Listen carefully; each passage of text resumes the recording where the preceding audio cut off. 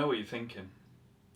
Why on earth has he just moved that frame onto that stand? What is he thinking taking on another project? And to be honest, I've been thinking the same thing. Why on earth would I want to start a project when I'm so heavily invested in the 20s BSA build? Well, some things are just too good to pass up. And the story behind this bike is fairly unbelievable. In fact, I don't even believe it myself. So let's get into it. This is an exciting one. I've got the right t-shirt on for it, and I think you guys will be excited about this.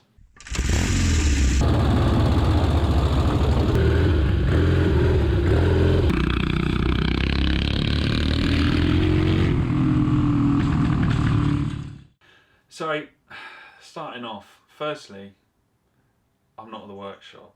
I'm at home in the shed. Now, the BSA is a huge undertaking, and on my days off I head down to the workshop and I work hard on it if I can find the time. Now, recently it's been difficult to get over there, and being that we've now got this wonderful new shed made, which I'm so pleased with, it would make sense to start something I could work on at home.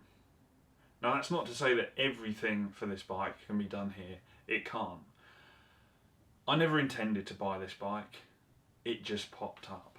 Now, my brother Lawrence, who you would have seen in some of the videos before, said, my friend has got a couple of bikes in his garden.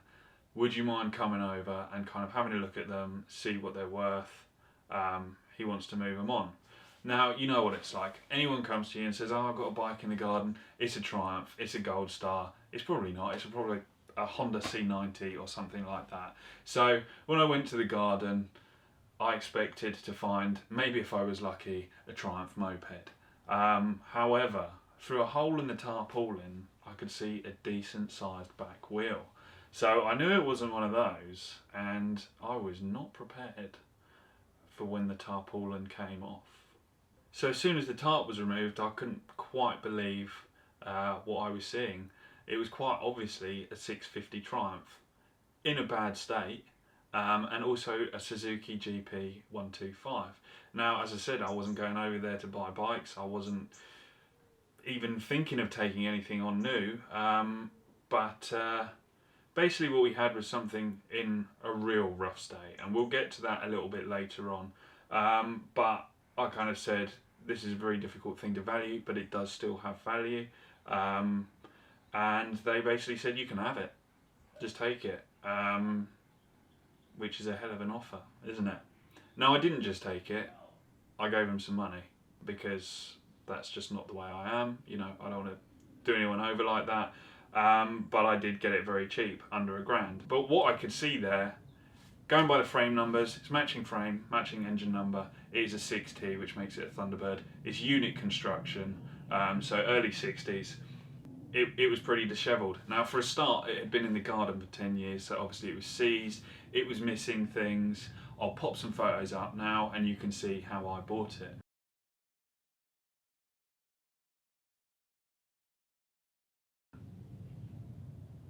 Now, that's a fairly cool looking bike, but if you're kind of savvy with these things, you'll notice that that is actually a 500 Triumph tank. And the more you look at it, the worse it gets, because this is actually an ex-police bike, but at some point it had been in, quite frankly, a criminal's hands. The bloke I bought it off, it was his dad's, but I don't think he could have ever ridden it, to be honest, because there was just no way that it would be even remotely close to a rideable state. And in fact, they had never actually seen him with it. They didn't know he had it. It was found in his shed. It spent 10 years in the garden before I got my hands on it, so it was pretty grotty. And upon getting it home, things just got worse. I can't even tell you how bad some of the things were. So the forks that came on it, you can see in this photo, they are BSA forks, not the correct ones. Now, that's not necessarily a problem, but it is a problem when they're put with the wrong crowns. So the lower crown we got is a Triumph crown, and the upper crown is a BSA. Now, they are at totally different measurements. So they ended up putting this weird rake in the fork, and the tapers didn't match either, so you would have never held it secure. Now what's worse is to kind of make them fit at the wrong angle, someone decided they were just going to chop the lower crowns kind of in half to allow for some weird arrangement of pinching space. So front forks, no good. Okay, we haven't got a front end. The front wheel, okay, I mean, it's there, but it is crusty as hell. In fact, this is the front wheel right here. Obviously, we could use it, but it's not the best front wheel. We'd like a better one. So already we got a front end that could be deemed unusable or a lot of work to get it where we want it to. So we look at the motor. The motor is seized, okay, and at some point we wanted to strip it down. So I took it over to Rick's and we had a little look. Now, not all is bad news. There were some pretty strange things going on in there. The gearbox was full of water. The clutch was full of water. The wires for the alternator had just been twisted on there in, quite frankly, the manner of a maniac. The pistons had been smacked against the conrods on the way in, chipped off the skirt, but instead of removing the skirt that was chipped off, they just left it in the crankcases to float around. So there's lots of stuff to contend with there, but we'll probably save that for another day. That'll be an engine video. Now, we move to the back end. Hopefully there's something good going on at the back end, because the front end's no good. The middle needs a lot of work. So hopefully the back end is sweet, but it's not.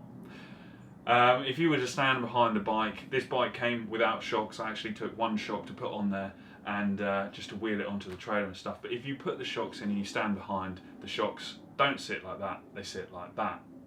Now, what does that mean? Well, it means the subframe's bent. So the front's no good, the middle's knackered, the rear's no good. Suddenly, this kind of bolt together project has got a little bit out of hand. Now, if you read Classic Bike, you may well have seen by the time this comes out that we have straightened the rear subframe. Now, I cannot tell you how difficult of a job that's been. Both Rick and I have spent probably about 8 days in total working on that. And yeah, so basically what had happened is it had been involved in some sort of collision which had moved the whole subframe over. There was an area of flare tube where we thought, right, let's just take off the paint and see why it's flared. Is it misshapen because of the impact? However, it was just filler and there was a humongous dent under there. The shock mount had been ripped off and repaired really, really poorly. And so, yeah, we weren't left with a lot. But the rear frame has been straightened now. We ended up doing a series of cold bends, a series of hot bends, and also just cutting it in half. So because I'm going to be building this bike as kind of a bike for Ellie and I wanted it to be strong. Where I've re-welded the frame back together, it's actually on the round portion, the sort of curved frame loop, that we cut it in half. You can't slug that area nicely. So what I've done is I've welded it back together and then I've brazed on a mount that I think could look factory. It's not the same as a factory one, but it wouldn't be too hard to imagine they might do something like that. So if you look at this subframe, you can see it bolts up at the front here and then also down here and at the engine plates. Now, with a frame that was so bent, any minor discrepancy, when you bolted it up, it would create a bend somewhere else, and it was absolutely impossible to predict what it would actually do. It was quite a steep learning curve, but we have now got it straight.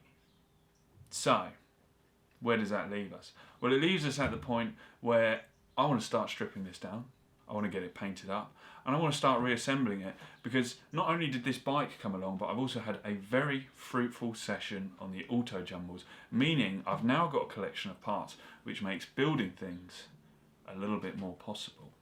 So that is the story of how I nearly got a 650 Triumph for free, and I'm aware that all I've done is kind of talk at you and show you pictures, and we haven't actually done anything, but for me it's really important to know where the bikes come from, especially when it's a bit more of an obscure story.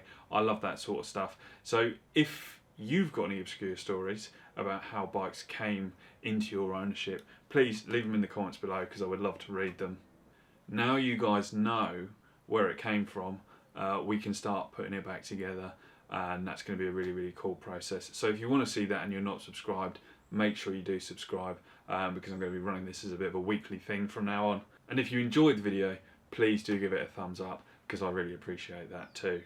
Thank you guys for watching, and next time we're going to have a look, stripping that frame, getting it back together, ready to get it to a roller.